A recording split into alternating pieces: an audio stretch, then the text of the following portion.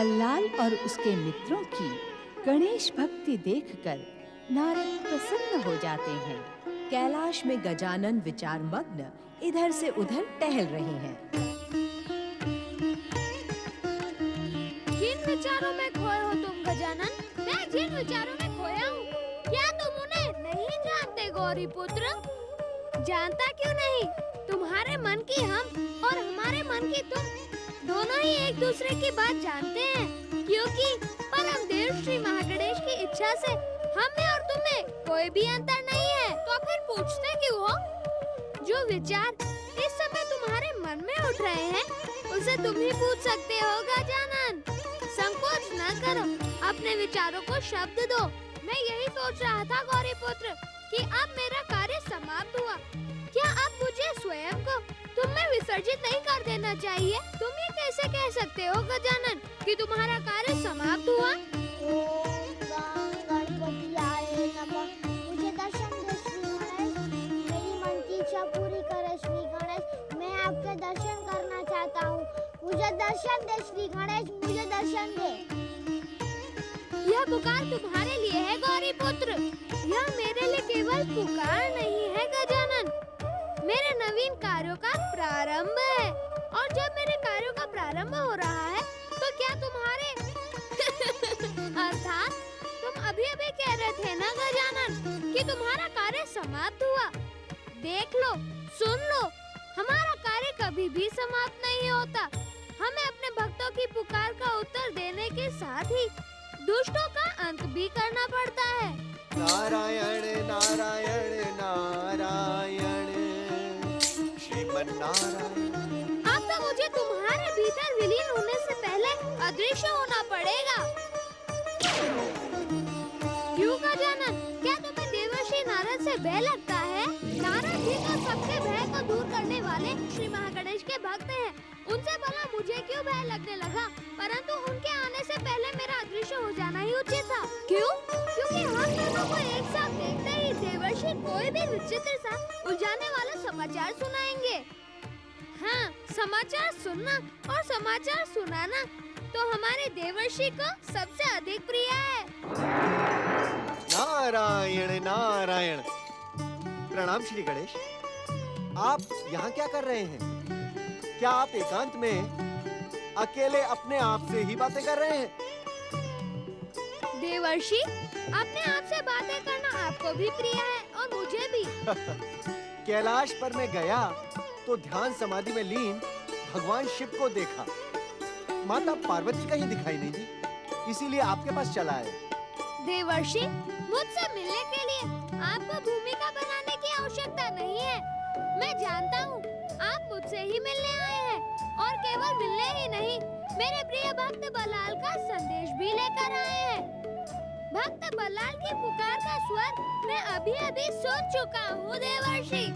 मैं यही सोच रहा था कि माता पार्वती को बताए बिना ही मैं अपने भक्त की पुकार का उत्तर देने कैसे जाऊँ? गौरी पुत्र, अपने भक्त की पुकार का उत्तर तुम्हें शीघ्र देना चाहिए। तुम माता पार्वती की चिंता न करो, मैं उन्हें बता दूंगा कि तुम जाने के लिए विवश थे। गौरी पुत्र, ये अदृश्य स्वर गजानन महाराज का है अथवा एकदंत महाराज का है?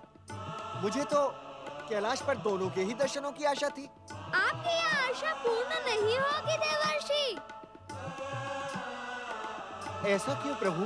परम देव श्री महागणेश की इच्छा से बिना हम किसी को भी अपने दर्शन नहीं दे सकते। भैया गौरी पुत्र, अपने भक्त बल्लाल की पुकार का तुरंत उत्तर दो। नारायण नारायण। देवर्षि, यदि आपको मेरे दर्शन पाने हो तो आप भी श्री महागणेश की आराधना करने के लिए बैठ जाइए। प्रभु, श्री महागणेश की आराधना का सौभाग्य तो अनेक पुण्यों के परिणाम से प्राप्त होता है। आज तो मुझे महागणेश की आराधना का परामर्श स्वयं उनके अवतार ने दिया है।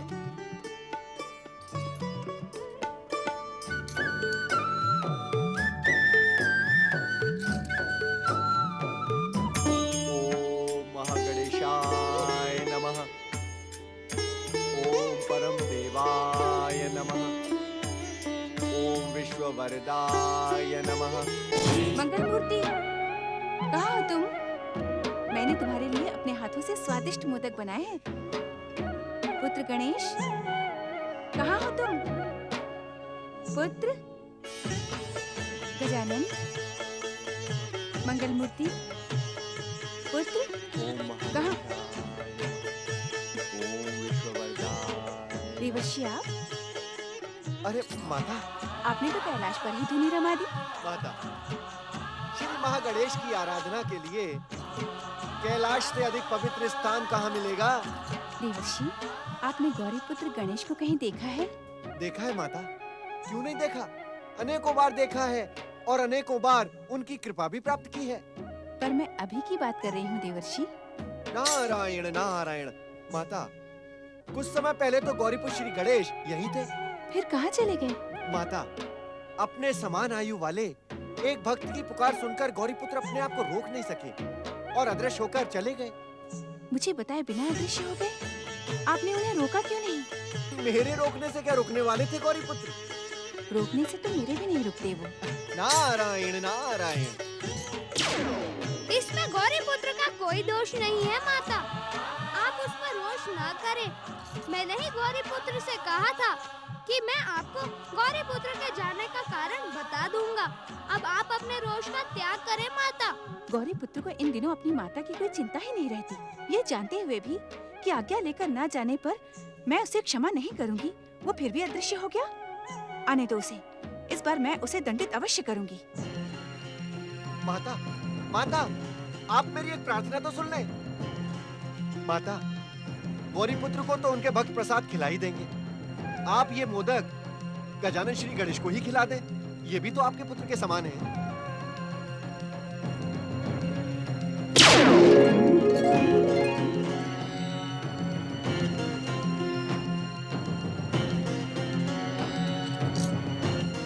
नारायण नारायण। गजानन श्री गणेश, आपने इस दीनहीन नारद को दर्शन देकर कृपा कर ही दी। परम देव श्री महागणेश की आराधना का सुफल ऐसा ही होता है देवर्षि। नारायण नारायण।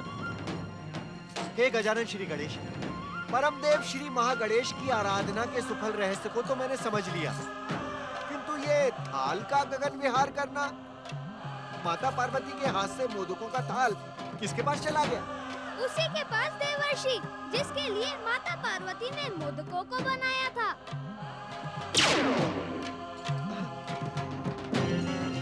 नारायण नारायण। ओम गणपतियाय नमः। ओम गणपतियाय नमः। ओम गणपतियाय नमः। ओम गणपतियाय नमः। ओम गणपतियाय नमः। ओम गणपतियाय नमः। ओम गणपतियाय नमः। ओम गणपतियाय नमः।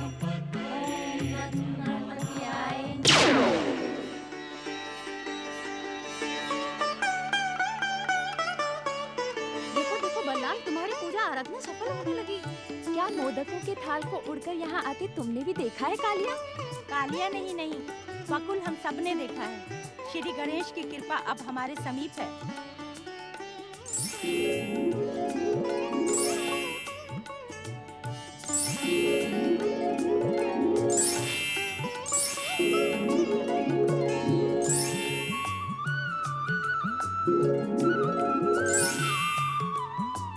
भक्तवत्सल श्री गणेश की जय।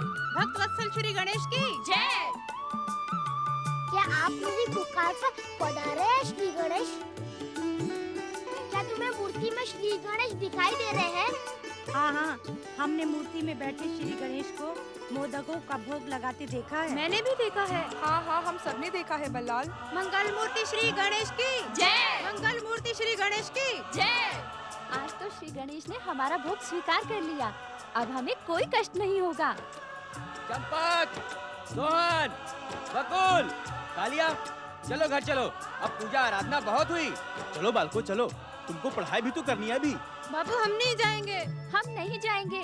श्री गणेश की भक्ति करना हमें अच्छा लगता है, हम नहीं जाएंगे। जाओगे कैसे नहीं? क्या दिन भर यहीं बैठकर भजन कीर्तन करोगे ऋषि मुनियों की तरह? पूजा आराधना से किसी को कुछ नहीं मिलता है। जीवित रहने के लिए कुछ कर्म करना पड़ता है। इस बल्लाल ने सबको भ्रमित कर दिया है। चलो ओम गं गणपतियाय नमः। ओम गं गणपतियाय चलो, नमः। ओम गं गणपतियाय नमः। ओम गं गणपतियाय नमः। ओम गं गणपतियाय नमः। ओम गं गणपतियाय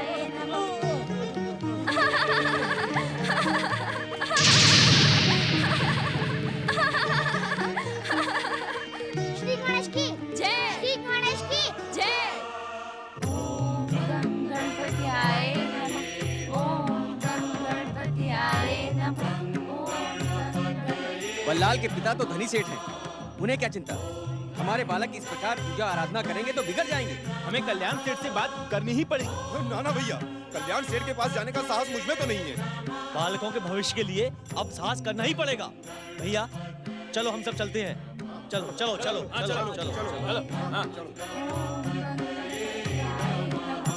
ओम गं गणपतियाय नमः। ओम गं गणपतियाय नमः। हे शक्तिदाता श्री गणेश, क्या आपने हम बच्चों को शक्ति दी थी?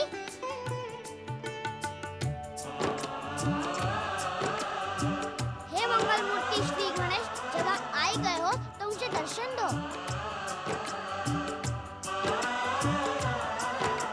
लगता है हमें श्री गणेश दर्शन देना नहीं चाहते।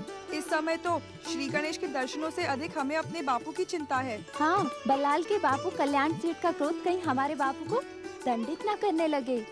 तुम सब चिंतित ना हो, श्री गणेश की कृपा हमारे साथ है। हाँ हाँ, ये तो हमने सोचा ही नहीं।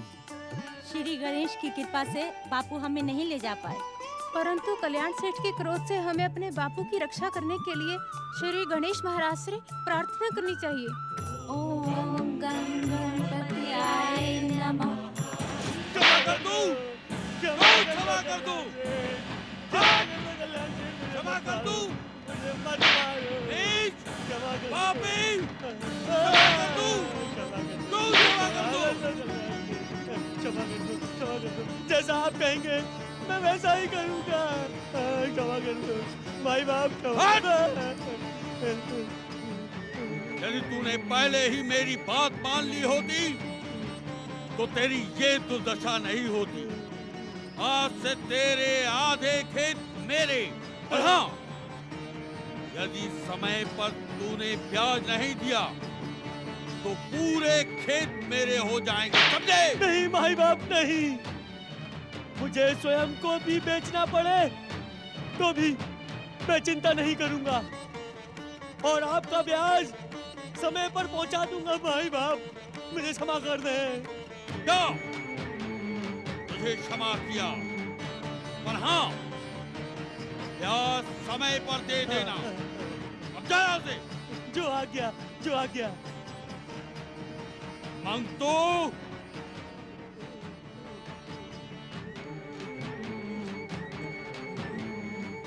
चुप है मंगतू। तूने मेरी बात नहीं मानी ना? आप तो जानते ही हैं, इस वर्ष वर्षा नाम मात्र को भी नहीं हुई है और खेत में अनाज ही कितना हुआ है। ये सब मैं नहीं जानता। यदि तूने आधा अनाज नहीं दिया तो तेरे खेत मेरे हो जाएंगे। ऐसा न करना, मैं खेत खलियान के बिना क्या करूंगा? मेरे बाल बच्चे भूखे मर जाएंगे। मर जाने दे उन्हें। यदि संध्या तक तूने आधा अनाज नहीं पहुंचाया ना तो तू जीवित नहीं बचेगा। आगे सुनिए, मैं संध्या काल तक आपको आधा आधा अनाज पहुंचा दूंगा। तो जाओ यहाँ से। और तुम लोग भी सुन लो, समय से अपना ब्याज पहुंचा देना, समझे? जाओ।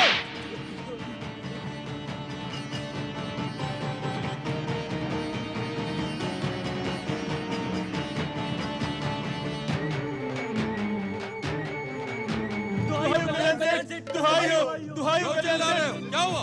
आपके पुत्र बल्लाल ने हमारे बच्चों पर जादू चला दिया। कल्याण सेठ, कल्याण सेठ, बल्लाल के कहने पर ही हमारे बच्चे श्री गणेश मूर्ति के सामने जाके निकम्मे बनकर बैठ गए।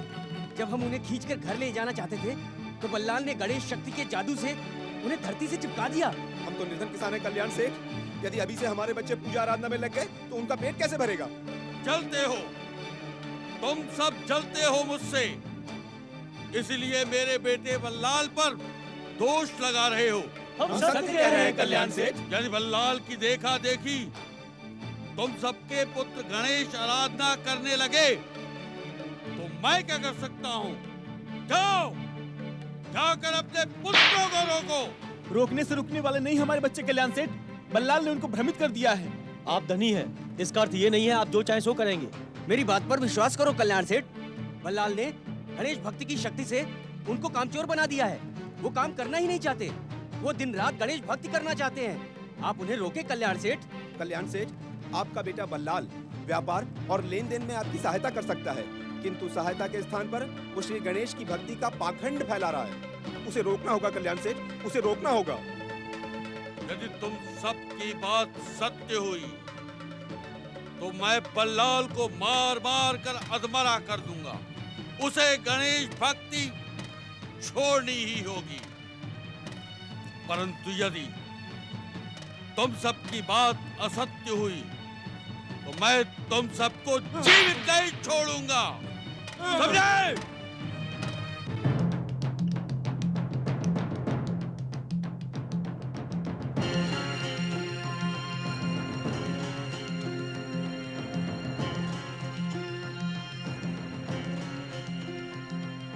रुको गजानन, ये सब तुम्हारा ही किया धरा है ना? क्यों गजानन, गौरीपुत्र को तुमने ही भेजा है ना उस भक्त के पास? मुझसे बिना पूछे गौरीपुत्र ने जाने का साहस कैसे किया? तुमने मेरी बात का उत्तर नहीं दिया गजानन। मैं क्या उत्तर दूं माता? आपकी बात का उत्तर तो गौरीपुत्र ही दे सकते हैं। तुम क्यों नहीं दे सकते? जो उत्तर गौरीपुत्र दे सकते हैं वो तुम भी तो जानते हो। तुम मौन क्यों हो? मेरी बात का उत्तर क्यों नहीं देते? क्या तुम्हें मेरे कोप से डर नहीं लगता? माता से पुत्र को कैसा भय? गौरीपुत्र ने कहा कि मुझे अपने भक्तों की पुकार पर जाना ही होगा। मैंने कहा जाओ, तुम्हारे स्थान पर मैं माता की सेवा करूंगा। ये तुम मेरी सेवा कर रहे हो? तुम तो मुझे सता रहे हो। आपको सताने की बात तो मैं सपने में भी नहीं सोच सकता माता। जो आपको सताएगा वह मेरे हाथों से दंडित होगा। तुम सबकी अभिनय चतुराई से मैं भली भांति परिचित हूँ। प्रेम का दिखावा करके अपनी माता को सताने के अतिरिक्त तुम सब कुछ नहीं करते। मेरा मार्ग छोड़ो गजानन। पुत्र तो अपनी माता के मार्ग का ही अनुसरण करता है। मैं आपका मार्ग छोड़कर कहाँ जाऊँगा माता? जहाँ गौरीपुत्र गया है। मुझे रोष न दिलाओ गजानन। गौरीपुत्र ने मुझे सताने की सौगंध ले रखी है। मेरा मन बहुत दुखी है। वो मेरी कोई बात ही नहीं सुनना चाहता। ऐसी बात नहीं है माता। फिर कैसी बात है? गौरीपुत्र की मातृ भक्ति तो तीनों लोकों में प्रसिद्ध है। उस प्रसिद्धि को केवल प्रसिद्धि ही रहने दो। मैं उसका सत्य भली भांति जानती हूँ। माता, आप अपने रोष का त्याग करें। यदि मुझसे कोई भूल हुई हो तो मुझे बालक समझकर क्षमा कर दें। फिर भी यदि आपका क्रोध शांत न हो तो मुझे दंडित करें, परंतु मुझे पराई दृष्टि से न देखें।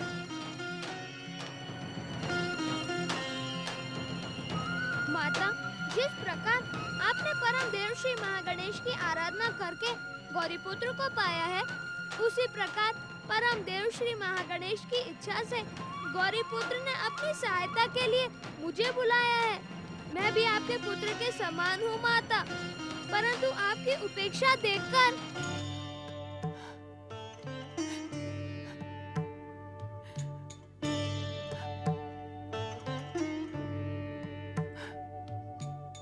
मुझसे वास्तव में भूल हो गई गजानन।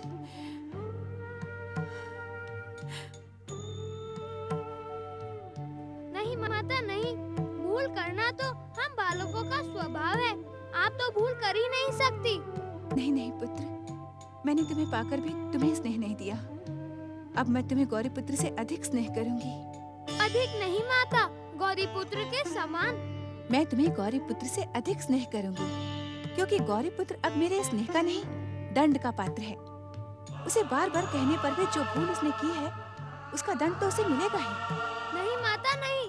आपको मेरी सौगंध। यदि आपको दंडित ही करना है तो मुझे दंडित करें। तुम्हें क्यों?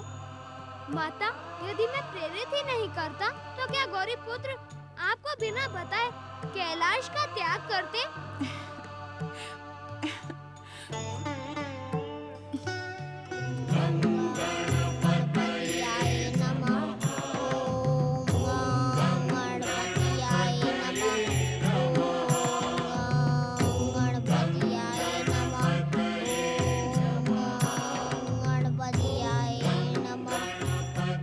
लीजिए गणेश महाराज, हम आपके लिए सारे वन प्रदेश के फल ले आए।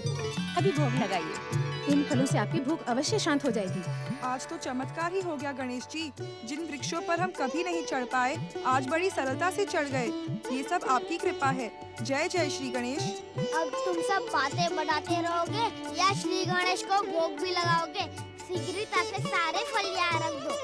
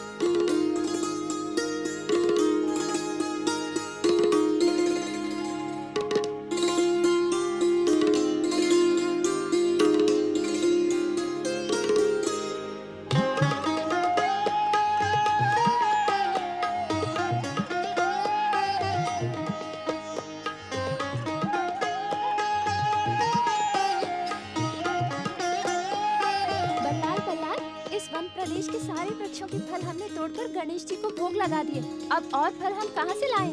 फल तो हमें लाने ही पड़ेंगे, अन्यथा श्री गणेश महाराज भूखे रह जाएंगे। अगर भगवान भूखा हो तो वह कभी संतोष नहीं हो सकता। परंतु फल हम कहाँ से लाएंगे? बकुल, इस वन प्रदेश में फल नहीं है तो क्या, और वन प्रदेश तो है। कहीं से भी लाकर हमें श्री गणेश को फलों का भोग लगाना है। अब फल तोड़कर लाने की कोई आवश्यकता नहीं है बालको। मेरा पेट भर गया है। तुम सब थक भी गए होगे, बैठ जाओ। मंगल मूर्ति, आपकी आज्ञा से हम बैठ गए, परंतु हमें अपने दर्शन तो दीजिए। समय से पहले किसी को कुछ भी नहीं मिलता बल्लाल। समय आने पर तुम्हें मेरे दर्शन अवश्य मिलेंगे। वो समय कब आएगा गणेश महाराज? उस समय के आने से पहले कोई और आ रहा है बल्लाल। कौन? गणेश भक्ति का ढोंग करने वाले दुष्ट बल्लाल, तू है कहाँ? आज मैं तुझे जीवित नहीं छोड़ूंगा। गणेश भक्ति का ढोंग करने वाले दुष्ट बल्लाल, तू है कहाँ? आज मैं तुझे जीवित नहीं छोड़ूंगा। मैं तो कहता हूँ भाग चलने में ही भलाई है चंपक। हाँ, बल्लाल के बापू को देखकर मुझे बहुत डर लगता है। कहीं ऐसा ना हो कि वे बल्लाल के साथ हमें भी दंडित करें। हमें क्यों दंडित करेंगे? और तुम चिंता ना करो, गणेश महाराज है ना हमारे साथ। चिंतित तो तुम भी हो बकुल। अभी तो बड़ा साहस दिखा रहे थे। बल्लाल के बापू को देखते ही सबसे पहले तुम भागोगे। मैं क्यों भागूंगा? मैं तो अपने बापू को देखकर भी नहीं भागा। अपने बापू को देखकर तो हम भी नहीं भागेंगे, परंतु कल्याण सेठ के नाम से मुझे डर लगता है। अभी भी समय है, भाग चलो यहाँ से। ठहरो, यदि हम चारों भाग गए तो कल्याण सेठ का क्रोध हमारे बापुओं को दंडित करेगा। क्यों बल्लाल? इतना भी नहीं समझते? कल्याण सेठ को यहाँ हमारे बापू ही तो लेकर आ रहे हैं। उन्होंने बल्लाल को दोष दिया होगा और अकेले बल्लाल को देखकर। मैं जानता हूँ मंगल मूर्ति कि आप मेरी सहायता के लिए कैलाश से आए हैं, मेरी रक्षा के लिए इस मूर्ति में बैठे हैं। बल्लाल, दुष्ट बल्लाल,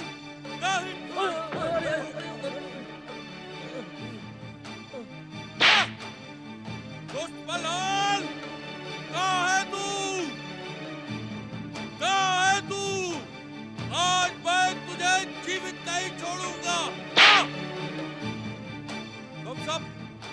तुम सब दंड के पात्र हो, परंतु पहले इस दुष्ट को दंडित करूंगा, क्योंकि इसने अपने बाप के नाम को कलंकित कर दिया। हाँ! दुष्ट बालक! मेरी बात मान जाओ कल्याण सेठ, उसे दंडित करने का विचार अपने मन से निकाल दो। मैंने उसकी चमत्कारी शक्ति को देखा है। हाँ! बापू ओम गणपतियाय नमः। दुष्ट बल्लाल, ओम सीधे सीधे मेरे साथ घर चल, अन्यथा इस चाबुक से मार मार कर तेरी दुर्दशा कर डालूंगा। तेरे कारण आज इन निर्धन किसानों ने कल्याण सेठ को अपमानित करने का दुस्साहस किया है। अरे इनमें तो मुझसे बात करने का साहस भी नहीं है। क्यों अपने पिता को तू कलंकित करना चाहता है?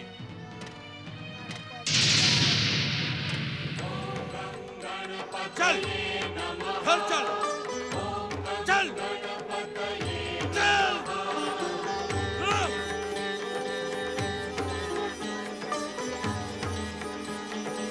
बल्लाल, चल, चल।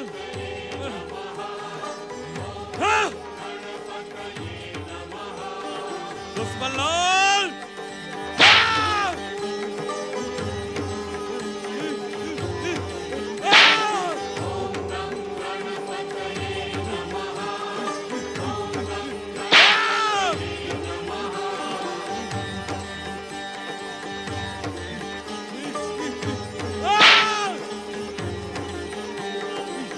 मेरी बात मान लो कल्याण सेठ, लौटने में ही भलाई है। बल्लाल की मायावी शक्ति हमको कहीं का नहीं छोड़ेगी।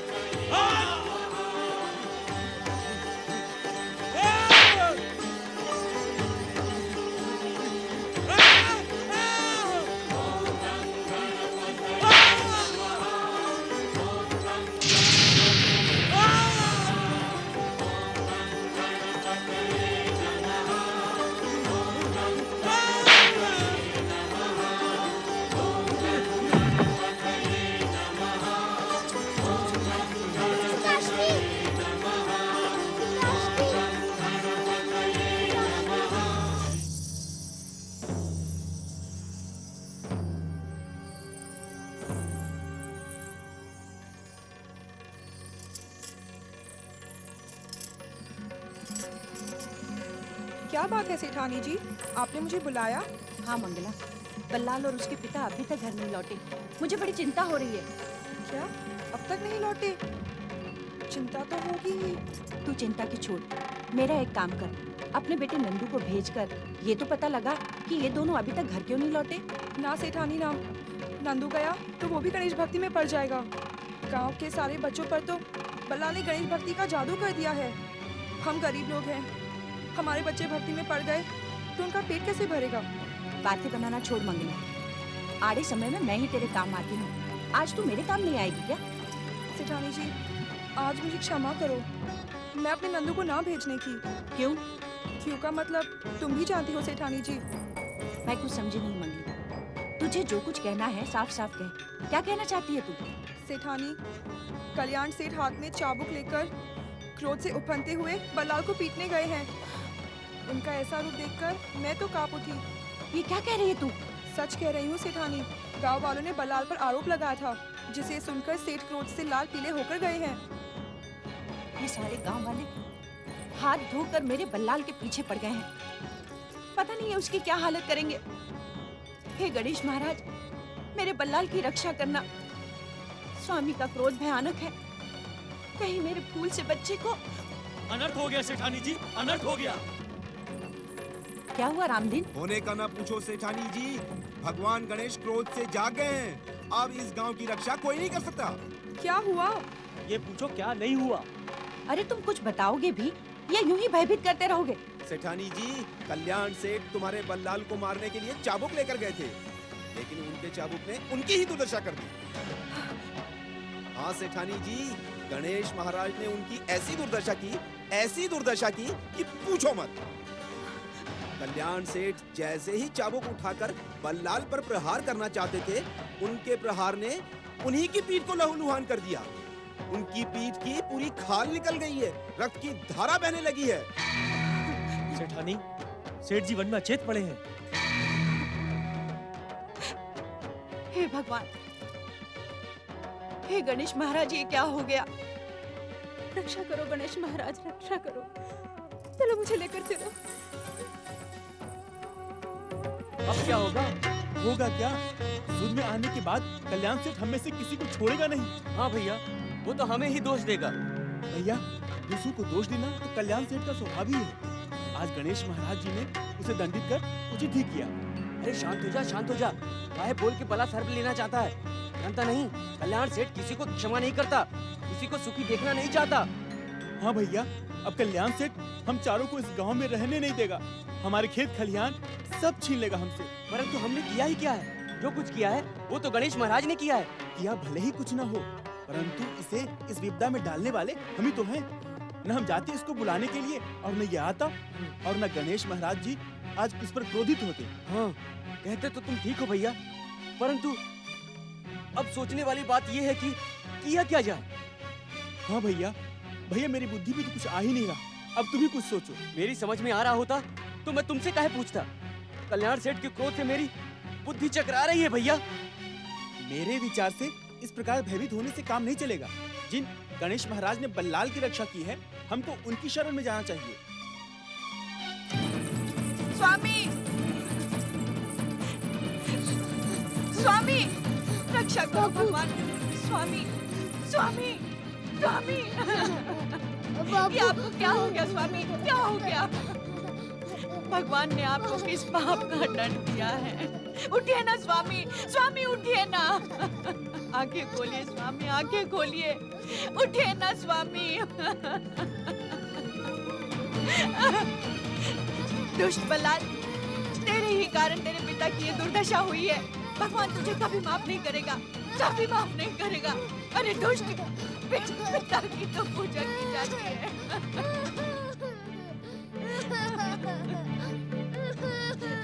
उठिए ना स्वामी। तुम लोग यहाँ खड़े होकर क्या कर रहे हो? शीघ्र इन्हें घर पहुँचाओ, वैद्य जी से इनका उपचार करवाओ, शीघ्रता करो। अपने पिता के शत्रु तूने ही गणेश महाराज से अपने पिता की ये दुर्दशा करवाई है। आज के बाद अपना मुंह मत दिखाना मुझे। आज से ना मैं तेरी माँ हूँ और ना ही तू मेरा बेटा, समझा?